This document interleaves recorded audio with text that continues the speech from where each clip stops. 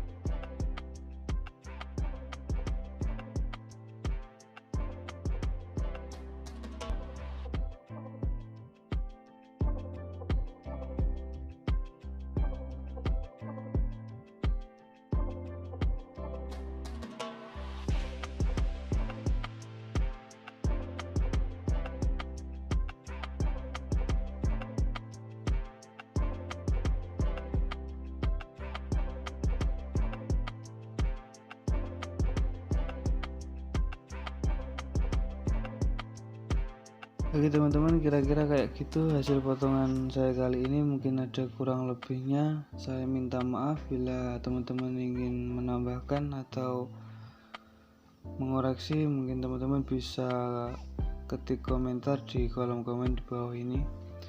Dan semoga video kali ini bisa bermanfaat untuk teman-teman semua.